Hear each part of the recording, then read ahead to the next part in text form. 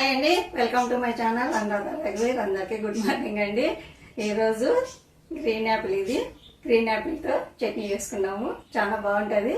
నిల్వ చట్నీ కూడా ఉంటుంది, ఒక నెల 2 నెలలుగానే ఉంటుంది. తడి లేకోకుండా ఏం లేకోకుండా చేసుకున్నామంటే, ఇది అయితేనే అప్పటికప్పటికి ఒకటి చేసుకున్నామంటే ఒక 5-6 మంది ఉన్నారనుకోండి అయిపోతుంది. దీంతో చాలా బాగుంటుంది చట్నీ. తినడానికి కూడా కొంచెం మామిడికాయ ఆ టైప్ ఉంటుంది. మామిడికాయ అంత పులుపు లేకపోయినా కూడా బాగుంటుంది. చూద్దాం ఇప్పుడు. ఇది క్లీన్గా శుభ్రంగా ముందు కడుక్కోవాలి. మనము కడుక్కున్న తర్వాత చిన్న చిన్న పీసులుగా చేసుకొని గ్రైండర్కి వేసేసుకున్నాము. ఈరోజు నేను గ్రైండర్కి వేస్తున్నాను. ఇంతకుముందు ఒక వీడియో చేసిన, నేను ఉప్పులతో చేసినాను. ఈరోజు గ్రైండర్కి వేసుకొని కచ్చపచ్చగా వేసుకొని చేసుకున్నాము. చూద్దాము. ఇది గ్రీన్ యాపిల్, కానీ కొంచెం ఎక్కువ రోజులు అయింది. ఎక్కువ రోజులు అయినందుకు కొంచెం కలర్ వచ్చింది. మామూలుగా అయితే చాలా గ్రీన్గా ఉంటుంది, ఇంత కొంచెం ఎల్లోగా ఉండదు, చాలా గ్రీన్గా ఉంటుంది. నేను తెచ్చి చాలా రోజులు అయింది ఇది, అందుకోసమని కొంచెం లేట్ అయింది. చేద్దాం అనుకుంటే చేయలేకపోయినాను. చూద్దాం ఇప్పుడు కట్ చేద్దాము. ఇంకా ముందు గ్రీన్ యాపిల్ని కట్ చేసుకున్నాక ఇవి విత్తనాలు ఉంటాయి కదా, ఈ విత్తనాల పార్ట్ అంతా తీసేయాలి. ఫస్ట్ ఇట్లా తీసేయాల. ఈ కింద ఉంటుంది కదా, ఇది కూడా తీసేయాల. తీసి చిన్న చిన్న ముక్కలుగా కట్ చేసుకున్నాం. ఇట్లా ఈ తోలు మాత్రం అట్లా ఉంచండి. చిన్న చిన్నగా ఇట్లా ముక్కలు కట్ చేసుకుంటే మనకి గ్రైండర్కి బాగా వస్తుంది. అన్నీ కట్ చేస్తాను. ఇట్లా చిన్న చిన్న ముక్కలుగా కట్ చేసుకోవాలా. ఇవి గ్రీన్ యాపిల్ అంతా కట్ చేసుకోవాలా. ఇప్పుడు గ్రైండర్కి వేసేసుకున్నాం. ఇంకా చేద్దాము. యాపిల్ ముక్కలు, గ్రీన్ యాపిల్ ముక్కలు,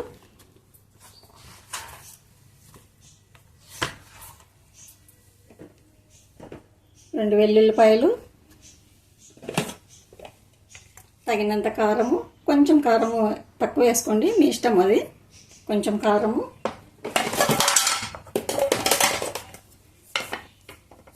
కొంచెం ఉప్పు, కొంచెం ఆవాలు, మెంతులు. నేను ఎప్పుడు పొడి దంచి పెట్టుకుంటాను. మనం కొంచెం కావాలంటే కుదరదు కదా, అందుకోసమని నేను ఇట్లా ఫ్రెష్గా దంచి పెట్టుకుంటాను. అప్పుడప్పుడు 10 రోజులకోసారి, 15 రోజులకోసారి అట్లా. ఇది కొంచెమే ఎక్కువ వేయరాదు. వేయకపోయినా కూడా బాగుంటుంది, వేసినా బాగుంటుంది, వేయకపోయినా బాగుంటుంది. వేయాల్సిన అవసరం కూడా లేదు. ఇది అది నిల్వ పచ్చడికి అయితే వేసుకోవాలా. నేను కొంచెం వేస్తాను, కొంచెం బాగుంటుంది అని చెప్పేసి.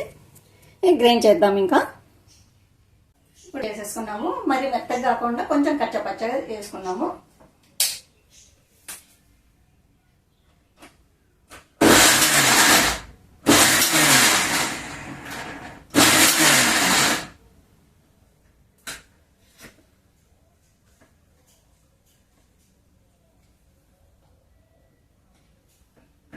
అయిపోయింది. ఇంకా తిరువాతకి ఇచ్చుకున్నాము. వేసేసినాను. ఇట్లా కచ్చపచ్చగా వేసుకోవాలా, మరి మెత్తగా ఉండదు. ఇంకా స్టవ్ అంటించుకొని తిరువాతకి గంట పెడదాము. కొంచెమే కదా చట్నీ, అందుకోసమని చిన్నదే పెట్టినాను నేను. వేసుకున్నాను. ఇంకా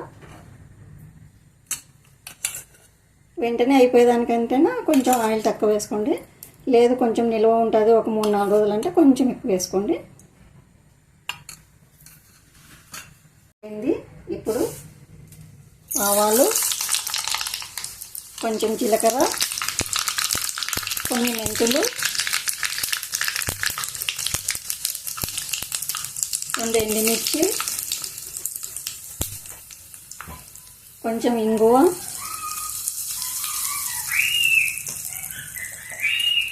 కొద్దిగా పసుపు,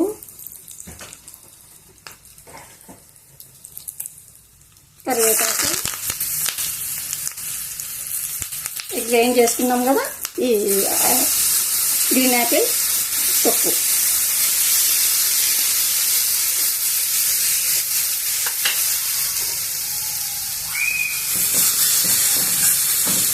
కొద్దిసేపు మగ్గిద్దామంతా. చాలా బాగుంటుంది ఇది. ఇది చల్లగా అయిన తర్వాత కొంచెం నిమ్మరసం వేసుకోండి. వేడి పైన వేసుకుంటేనే మరి చేదు వస్తుంది, అందుకోసమని కొంచెం చల్లగా అయిన తర్వాత నిమ్మరసం వేసుకోండి. బాగుంటుంది, పుల్లగా తీయగా చాలా బాగుంటుంది ఇది. ఇంకా కొంచెం ఆయిల్ వేసుకున్నా కూడా బాగుంటుంది. అయిపోయింది, ఇంకా బంద్ చేస్తున్నాను నేను. బంద్ చేద్దాం. ఇంకా కొంచెం చల్లగా అయిన తర్వాత కొంచెము నిమ్మరసం పిండుకున్నాము. అయిపోయింది గ్రీన్ యాపిల్ చట్నీ. ఇప్పుడు ఒక బౌల్లోకి తీసేసుకున్నాము.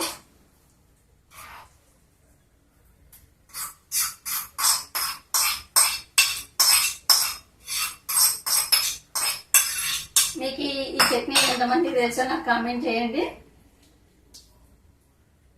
ఇప్పుడు కొంచెము నిమ్మరసం కూడా పిండేసుకున్నాము.